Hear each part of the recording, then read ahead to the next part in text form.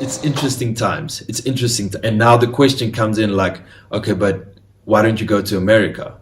Well, going to America is a very expensive thing. Like, people don't think about, you need to get a visa, a working visa that side, and you need to pay for lawyers to get there. You need to prove that you are of value and will provide value to the industry that side. Staying in Los Angeles, it's one of the most expensive cities in the world to live in. I went in and did a quick estimation. So for me to go live in Los Angeles for 6 months, I need about 700 to 800,000, and that's living on the bare minimum. The bare minimum, just barely getting by, and you're not guaranteed that it's going to work out there. So I'm at a very interesting stage in my career where, like, I've built up and I've reached highs, and I feel like I've made a success out of being an actor in the country and doing great projects, but I'm not sure what the road ahead looks like. That must be terrifying. It is. I've been able to deal well with it now and sort of make peace with it, but there was a time last year while we were shooting season 2 of Blood and Water where I was starting to almost lose my mind, where it's like, I don't know what I'm doing with my life anymore. Where's this going? Because as soon as we wrap up with season 2, it's like, what's happening next? Because the little projects I auditioned for, I might have gotten the role, but then they say, no, it's only for like 2 episodes, 3 episodes. It's like, okay, no, I can't do that. Sorry. And it's not like an ego thing. It's just that I'm. Yeah, you need to set the trajectory. Exactly. We can't regress now. It needs to keep going up. But have I reached the ceiling? I hope not. That would be terrifying. The more I started to think about it, I think I might have. I don't think so, to be honest. And can I tell you why?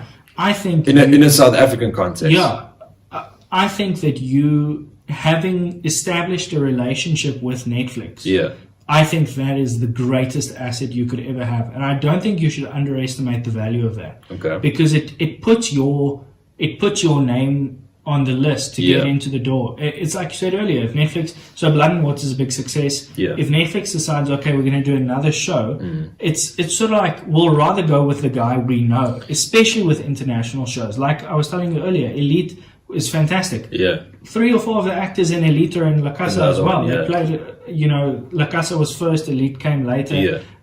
So think about it this way. These people were on La Casa. It was a free-to-watch show in Spain. They got picked up by Netflix. After they had shot, this wasn't even a Netflix production. Netflix bought the show to put on Netflix. Now, they get cast for a Netflix original, which is Elite. And now the one girl, Esther Exposito, she's gone on to play in another thing called, I don't know the Spanish name, but it's called Somebody Has to Die. I saw. She's going to play on for another thing. And now these actors, I don't know how their English is. I've never heard them speak in English, but possibly they could have opened the door to, because now they're very well known. Can they? I mean, obviously it's going to start out with being typecast. They're going to be the Spanish guy who plays on an English show, but you open new doors. From there. So what would be so cool?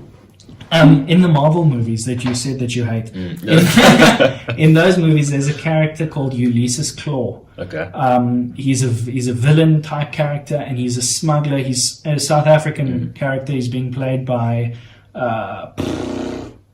I can never recall names. Copley? No. The actor's not South African. Okay. The actor's from Australia or New Zealand. He's the same guy who played Smeagol in Lord of the Rings. Oh yes. And he played. I know what you're talking about. Played the main ape in Planet of the Apes. No, He's fantastic, but he has the South African accent in this show. Yeah. And I'm noticing more and more. I don't know if you've been picking up this. Definitely. South African villains are becoming pretty popular. Yes. People like our accent for some reason. They think it sounds a bit.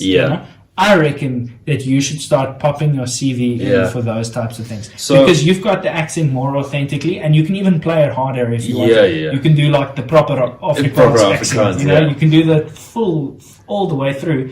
And you look the part. You look like an African guy. So I think you could find a niche there and then work outwards from that niche. So I don't think you I don't think you should worry that you've closed the door just yet. Maybe you've closed the door on the type of character you're used to playing, but I think that Netflix is a door to opening yourself up to some characters you never thought you would play.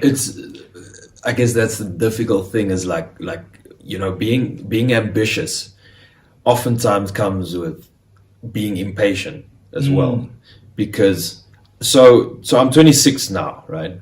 For the past 5-6 years of being an actor, things have happened quite fast. And when I look back at things, it's like I came a long way, and I'm fortunate to be sitting here where I've done more things than I believe a lot of actors who try in South Africa and artists, they try to do, they never get to this point. And let me just state that again, I'm very fortunate and I know that. But I've always been competitive, It's not just that you want more, it's you want to become better. You want to be part of bigger projects. And having to now sort of wait it out and see what's happening. So part of Blood and Water, the good thing that came out of it is I got a manager in America, right? And there's been some auditions that's coming through and things I'm trying out, but it's difficult to do it from here. Eventually you want to be that side. You need to meet people. It's a different industry there where you really have to go and drink coffee with all the producers, directors, because if they don't know you, they're not going to invite you for an audition. In South Africa, the auditions are sent out to everyone. So, everyone auditions for the same projects. Over there, you are handpicked for most of the projects, unless it's some sort of cheap ad that they're running at 3 o'clock on a Sunday morning. So you need to get that side. And then also with the auditions this side, you're auditioning, but then you have to state, do you have the documents? Are you living in America at the moment or whatever? So at the point it's frustrating, because you're like halfway through the door, but you're not fully in. Exactly. And it's now waiting to see what other projects on Netflix bringing this up. Because remember, they're not just doing local content. There are international shows. They're like American shows that are shot here as well. So you think, okay, but that's a great. They know me, so hopefully it'll go through that side. But with COVID there's still a lot of restrictions. So there's a lot of things just happening that we're just waiting. And I guess the key now is just to be patient and just ride it out and see what happens. The challenge just for any actor and any artist in South Africa is that you need to make money. You need to make money because we don't get paid as you do in America. How does the payment system work for actors? Because I think, if I'm not, so if you're a really enormous actor, you get a certain percentage of the profits that the movie So made? not in South Africa. Not at all? No. Shit. Just because the movies don't really make money. There was a time where they made about 20 films, Afrikaans films, and I think 2 of them made a profit. So you can never do a deal like that because it's never going to work out for you. So how they structure it most of the time is they say, okay, cool, you're going to be on set for 20 days. We are offering you, let's say, 500 Rand a day to be on set. That's not the real one, but let's say 500 Rand a day on set. The 500 sounds a bit low. Yeah! It's actually 250. No, I know tutors who get paid more than that per hour to teach people like French or something. Do you have a contact? You're in the wrong industry. Yeah, do you have a contact? No, I do have a contact. My girlfriend tutors. She's fluent in Spanish, French, and German. Oh wow! So she tutors people. So the other day I was having coffee with a mate of mine, and he's talking to me. Is it French? He also speaks French. Yeah. And he tutors French. I mean, he's getting paid like $600 an hour to tutor French. Sure. So you're in the wrong industry. I mean. Okay. Parlez-vous français? Okay.